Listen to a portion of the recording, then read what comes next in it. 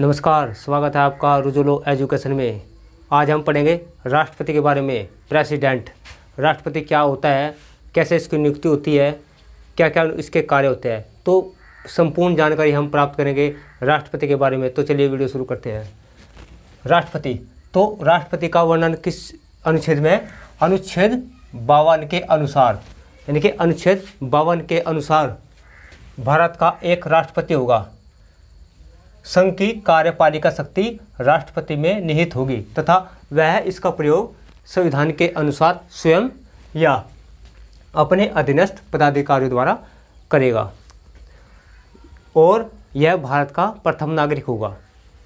भारत का प्रथम नागरिक होता है। और वैसे इसके जो कार्य है, सारे कार्य राष्ट्रपति के नाम से होते हैं। जितने भी भारत में कार्य होते हैं सब राष्ट्रपति के नाम से होते हैं। लेकिन इसकी जो शक्ति होती है, इसकी शक्तियों का प्रयोग वास्तव में प्रधानमंत्री करता है। यह वास्तव में नाम मात्र का कार्यकारी पदाधिकारी होता है। तो इसकी शक्तियाँ सारी यूज कौन करता है? प्रधानमंत्री करता है। एक रबड़ की मोहर की तरह होता है राष्ट्रपति।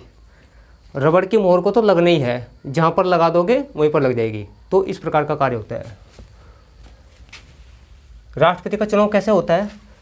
राष्ट्रपति के चुनाव में संसद के दोनों सदनों के सदस्य भाग लेते हैं, प्लस राज्यों की विधानसभाओं के सदस्य भी भाग लेते हैं।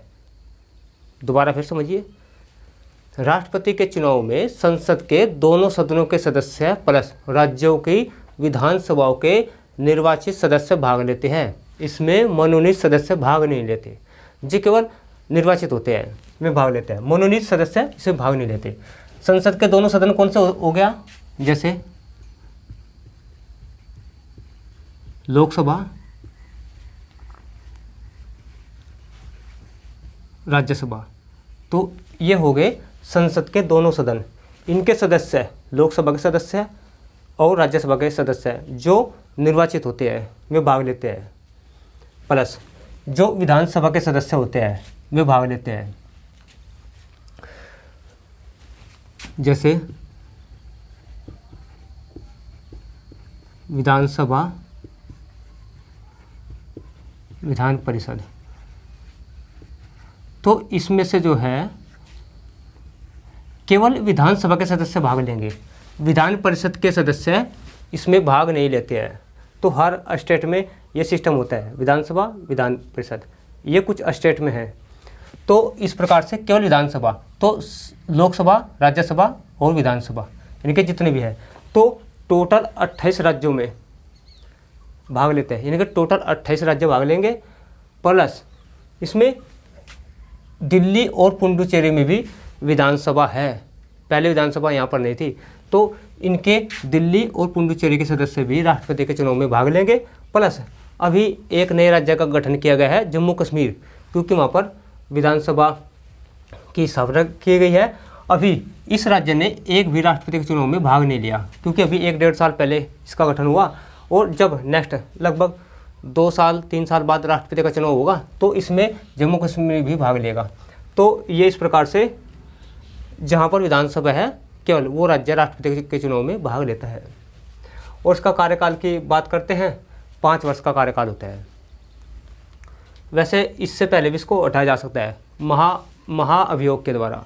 महाअभियोग क्या होता है इसके बारे में स्पष्ट करते हैं। महा का मतलब महान, अभियोग का मतलब मुकदमा। अभियोग का मतलब होता है मुकदमा, यानी कि महान मुकदमा। जब आदमी छोटा है तो छोटा मुकदमा चलता है, जब भाई देश का मालिक है, राष्ट्रपति है, तो मुकदमा कैसे चलेगा? महान मुकदमा, यानी कि बहुत बड़ा मुकदमा चलेगा। तो उसको बोलते हैं महाअभियोग। तो ये संसद में लाया जाता है। महाअभियोग की प्रक्रिया शुरू की जाती है। कब करते हैं? जब राष्ट्रपति संविधान का अतिक्रमण करता है, संविधान के अनुसार शासन का संचालन नहीं कर पाता, तो महाअभियोग लाया जाता है। और राष्ट्रपति के चुनाव के लिए कितने प्रकार के सदस्य मतलब होते हैं? पहले क्या होता था?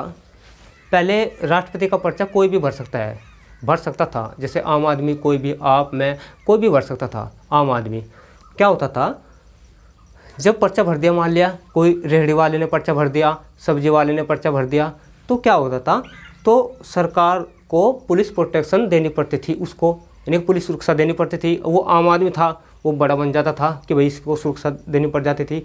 अब ऐसे पता नहीं कितने उम्मीदवार हो जाते थे।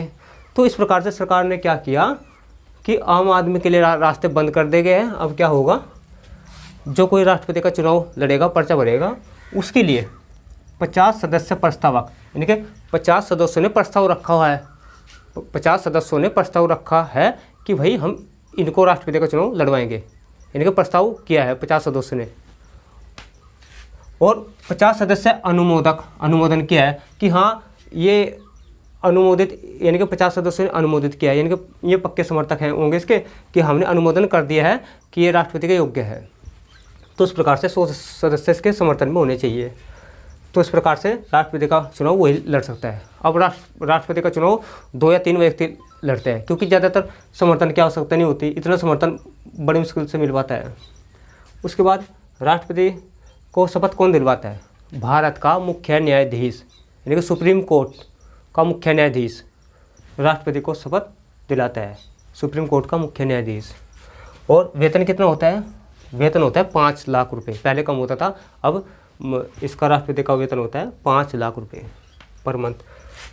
वैसे पेंशन भी इसको मिलती है, रिटायर के बाद पेंशन भी मिलती है। योग्यता, क्या योग्यता होनी चाहिए? सबसे पहले तो भारत का नागरिक होना चाहिए। क्योंकि ये शर्त क्यों रखी? क्योंकि पहले यहाँ पर अंग्रेज आए थे, अंग्रेजों ने क्या किया, यहाँ पर शासन किया, तो उसके भय से तो इन्होंने क्या योग्यता रख दी पहले, कभी कोई विदेशी आदमी राष्ट्रपति न बन जाए और विदेशी आदमी देश पर कब्जा न कर ले। तो विदेशी जो आदमी है उसका रास्ता रोकने के लिए पहली शर्त लगा दी कि भारत का नागरिक होना चाहिए, पहली शर्त। दूसरी, 35 वर्ष की आयु पूरी कर चुका हो, 35 ईयर्स, और लोकसभा का सदस्य निर्वाचित किए जाने योग्य हो, यानी कि एक सांसद बनने के योग्य हो। जो सांसद बनने की जो योग्यता होती है, एमपी बनने की योग्यता हो, वो उसके अंदर होनी चाहिए। प्लस लाभ का पद न हो, यानी कि लाभ का पद ग्रहण न करता हो। तो इस प्रकार से ये थी राष्ट्रपति की योग्यताएं। और अब चलते हैं थोड़ा आगे। नियुक्ति का अधिकार, यानी कि राष्ट्रपति किस किस की नियुक्ति करता है? सबसे पहले करता है महान्यायवादी, यानी कि अटॉर्नी जनरल, महान्यायवादी। जैसे कि नाम से ही स्पष्ट है, महान न्यायवादी, यानी कि महान न्याय करने वाला। महान्यायवादी का मतलब है महान न्याय करने वाला। यह भारत सरकार का एक विधि अधिकारी होता है। जब कोई केस कर देता है प्रधानमंत्री पर, और ये क्या करता है, यह कोर्ट में जाकर के सरकार का पक्ष रखता है, यानी कि सरकार की पैरवाई करता है महान्यायवादी। सरकार का यानी कि वकील होता है, विधि अधिकारी होता है, ये होता है महान्यायवादी। इसकी नियुक्ति कौन करता है? राष्ट्रपति। नियंत्रक महालेखा परीक्षक, कैग, यानी कि इसकी नियुक्ति कौन करता है? राष्ट्रपति। ये होता है भारत सरकार का जो अकाउंट होता है, खाता होता है, उसको मेंटेन करता है, ये इसके अंडर में होता है। कितने पैसा आया है, कितना गया है, तो उसका ऑडिट करता है। तो सारा ये अकाउंट को मैनेज करता है नियंत्रक महालेखा परीक्षक, यानी कि कैग। उसके बाद सुप्रीम कोर्ट के न्यायाधीश की नियुक्ति करता है राष्ट्रपति।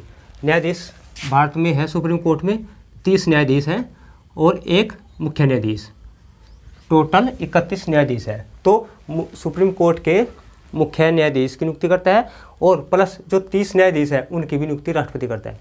उच्च न्यायालय के न्यायाधीश, जो न्यायाधीश होते हैं सिंपल न्यायाधीश, उनकी नियुक्ति करता है, प्लस उच्च न्यायालय के मुख्य न्यायाधीश की भी नियुक्ति राष्ट्रपति करता है।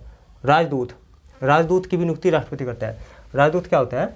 यह भारत का प्रतिनिधि होता है, हर देश में होता है, मतलब हर देश का प्रतिनिधि होता है। जैसे भारत का प्रतिनिधि यहाँ हमारा राजदूत पाकिस्तान में है, जापान में है, अमेरिका है, फ्रांस, कनाडा, जर्मनी, हर देश में हमारे राजदूत हैं, ताकि हमारे वहाँ पे जो नागरिक रहते हैं उनकी सुरक्षा के लिए, उनका जो है जिस प्रकार की उनको समस्या उनको दूर करने के लिए राजदूत की नियुक्ति की जाती है, जिसको कहते हैं, कहाँ रहता है? दूतावास में, एम्बेसी बोलते हैं, एम्बेसी इंग्लिश में। मुख्य चुनाव आयुक्त की नियुक्ति करता है राष्ट्रपति। ये तीन सदस्य होते हैं, 2 चुनाव आयुक्त होते हैं और एक होता है मुख्य चुनाव आयुक्त। तो तीनों की नियुक्ति कौन करता है? राष्ट्रपति। उसके बाद तीनों सेनाओं का सर्वोच्च सेनापति होता है। तो राष्ट्रपति तीनों सेनाओं का कमांडर होता है, सेनापति होता है। जैसे थल सेना, जल सेना, वायुसेना। थल सेना जो आर्मी वगैरह होती है, जो ज़मीन पर रहती है, थल सेना। वायुसेना जो आकाश में उड़ती है, हवाई जहाज में उड़ती है, जो आकाश से हमारे भारत की रक्षा करती है। उसके बाद नौसेना जो जल सेना होती है, पानी के रास्ते हमारी सुरक्षा करती है। तो तीनों सेनाओं का प्रमुख होता है राष्ट्रपति। उसके बाद संसद के सदस्यों को मनोनीत करने का अधिकार। तो 12 सदस्यों को मनोनीत करता है राज्यसभा में राष्ट्रपति। राष्ट्रपति 12 सदस्यों को राज्यसभा में मनोनीत करता है, जो विज्ञान, कला, साहित्य, समाज सेवा इस क्षेत्र में विशेषज्ञ हो। इसकी नियुक्ति क्यों करता है? क्योंकि विज्ञान क्षेत्र से अगर कोई वैज्ञानिक है, मान लिया अगर इलेक्शन में खड़ा हो गया या वैसे भी हो गया, उसको कौन वोट देगा? उसको कोई वोट नहीं देगा, कोई इसका समर्थन नहीं करेगा। तो विज्ञान के क्षेत्र में एक वैज्ञानिक को, 1-2 वैज्ञानिक को नियुक्त करते हैं ताकि अपने क्षेत्र में कानून बनवाने का काम कर सके। वैज्ञानिकों को किस किस चीज़ की आवश्यकता होती है वो बात रख सके। कला के क्षेत्र में यानी कि कोई अभिनेता अभिनेत्री है, उनको मनोनीत कर दिया जाता है। वो अपने क्षेत्र में कानून बनवाने का काम करते हैं। सिनेमा में कितने अनुदान की आवश्यकता होती है, सिनेमा में परमिशन लेनी पड़ती है, तो सिनेमा के जो होते हैं वहाँ पर कानून बनवाने का काम करते हैं। साहित्य, लेखक वगैरह, बुक वगैरह जो छापते हैं या लेखक है जो लिखते हैं, लेखक को बना दिया जाता है, यानी कि इसकी नियुक्ति की जाती है। उसके बाद समाज सेवा, जो समाज सेवा में एक्सपर्ट हो, उसकी नियुक्ति की जाती है। तो ये अपने क्षेत्र में कानून बनवाने का काम करते हैं। 2 एंग्लो इंडियन सदस्य, आंग्ल भारतीय, 2 एंग्लो इंडियन सदस्य लोकसभा में मनोनीत करता है राष्ट्रपति। 2 सदस्य एंग्लो इंडियन, यानी कि 543 तो सदस्य है लोकसभा में, 2 मनोनीत करता है। कितने हो गए? 545 सदस्य लोकसभा में हो गए।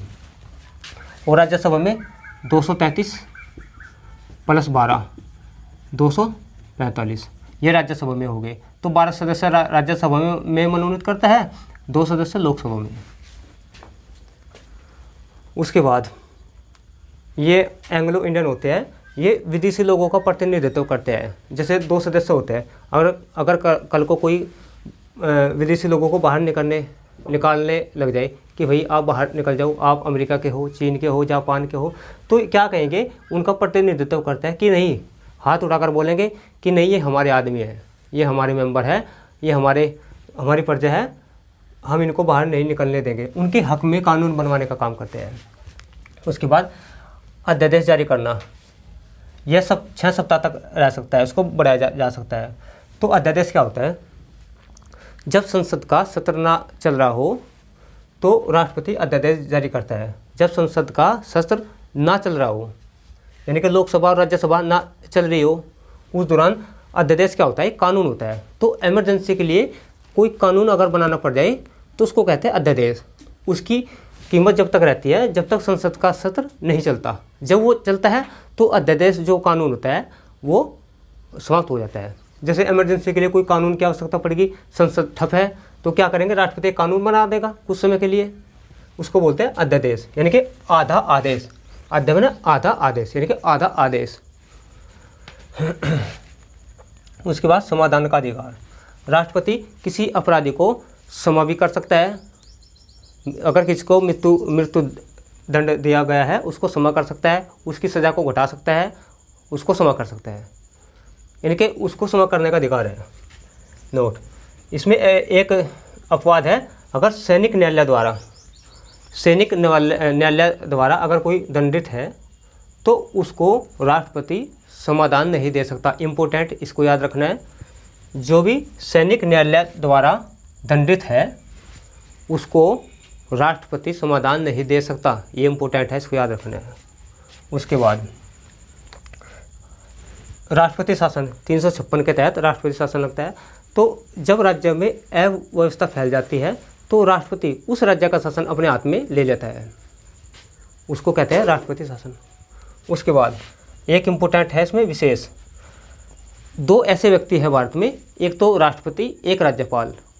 इम्पोर्टेंट है ये आखिरी लाइन, ध्यान से सुनना।